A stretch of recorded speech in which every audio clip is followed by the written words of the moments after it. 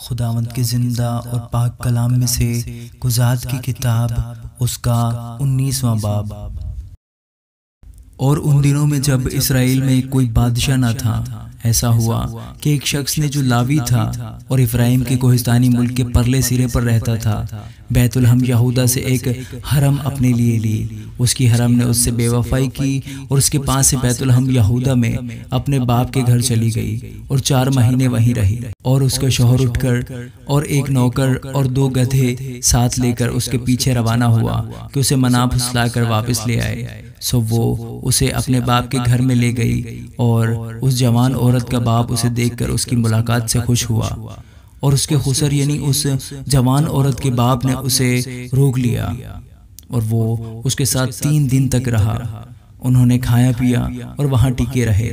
چوتھے روز جب وہ صبح سویرے اٹھے اور وہ چلنے کو کھڑا ہوا تو اس جوان عورت کے باپ نے اپنے داماد سے کہا، ایک ٹکڑا روٹی کھا کر تازہ دم ہو جا، اس کے بعد تم اپنی راہ لینا۔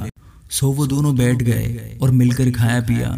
پھر اس جوان عورت کے باپ نے اس شخص سے کہا، رات بھر اور ٹکنے کو راضی ہو جا اور اپنے دل کو خوش کر۔ پر وہ مرد چلنے کو کھڑا ہو گیا، لیکن اس کا خسر اس سے باجد ہوا۔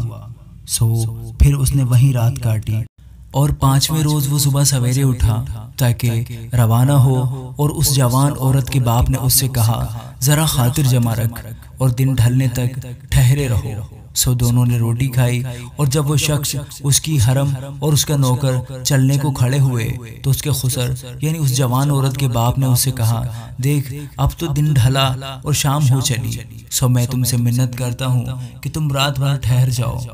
دیکھ دن تو خاتمہ پر ہے، سو یہیں ٹک جا، تیرا دل خوش ہو، اور کل صبح ہی صبح تم اپنی راہ لگنا تاکہ تو اپنے گھر کو جائے۔ پر وہ شخص اس رات رہنے پر راضی نہ ہوا، بلکہ اٹھ کر روانہ ہوا اور یبوسی کے سامنے پہنچا۔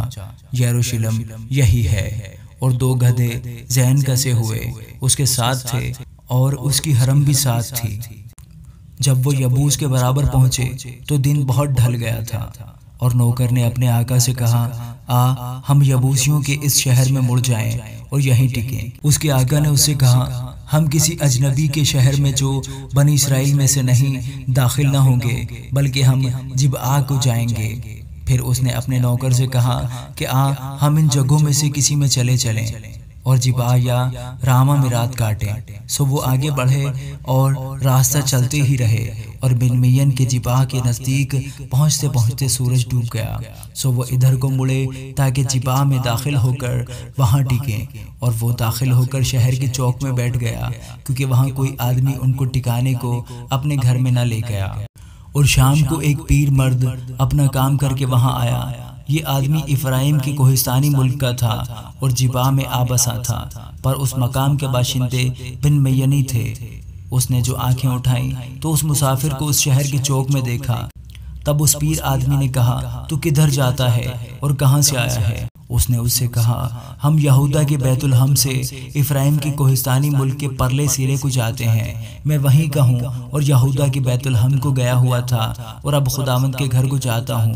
یہاں کوئی مجھے اپنے گھر میں نہیں اتارتا، حالانکہ ہمارے ساتھ ہمارے گدھوں کے لیے بھوسا اور چارہ ہے، اور میرے اور تیری لونڈی کے واسطے اور اس جوان کے لیے جو تیرے بندوں کے ساتھ ہے روٹی اور میں بھی ہے، اور کسی چیز کی کمی نہیں۔ اس پیر مرد نے کہا، تیری سلامتی ہو، تیری سب ضرورتیں بہر صورت میرے ذمہ ہوں، لیکن اس چوک میں ہرگز نہ ٹک۔ وہ اسے اپنے گھر لے گیا اور اس کے گدھوں کو چارہ دیا، اور وہ اپنے پاؤں دھو کر کھانے پینے لگے۔ اور جب وہ اپنے دلوں کو خوش کر رہے تھے تو اس شہر کے لوگوں میں سے بعض خبیثوں نے اس گھر کو گھیر لیا اور دروازہ پیٹنے لگے، اور صاحب خانہ یعنی پیر مرد سے کہا، اس شخص کو جو تیرے گھر میں آیا ہے باہر لے آ تاکہ ہم اس کے ساتھ صحبت کریں۔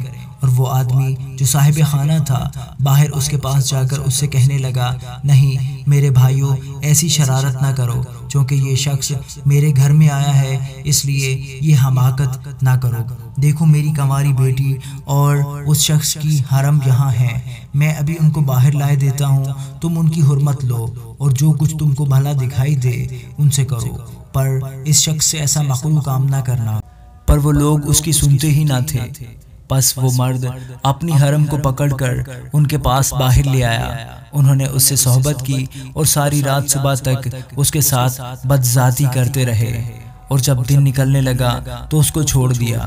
وہ عورت پو پھٹتے ہوئے آئی اور اس مرد کے گھر کے دروازے پر جہاں اس کا خاوند تھا گری اور روشنی ہونے تک پڑی رہی، اور اس کا خاوند صبح کو اٹھا اور گھر کے دروازے کھولے اور باہر نکلا کہ روانہ ہو، اور دیکھو وہ عورت جو اس کی حرم تھی گھر کے دروازے پر اپنے ہاتھ آستانہ پر پھیلائے ہوئے پڑی تھی۔ اس نے اسے کہا اٹھ ہم چلیں، پر کسی نے جواب نہ دیا۔ تب اس شخص نے اسے اپنے گدھے پر لاد لیا اور وہ مرد اٹھا اور اپنے مکان کو چلا گیا، اور اس نے گھر پہنچ کر چھری لی اور اپنی حرم کو لے کر اس کے اعضاء کاٹے اور اس کے 12 ٹکڑے کر کے اسرائیل کی سب سرحدوں میں بھیج دیے۔ اور جتنوں نے یہ دیکھا وہ کہنے لگے کہ جب سے بنی اسرائیل ملک مصر سے نکل آئے اس دن سے آج تک ایسا فعل نہ کبھی ہوا اور نہ دیکھنے میں آیا، سو اس پر غور کرو اور صلاح کر کے بتاؤ۔ آمین۔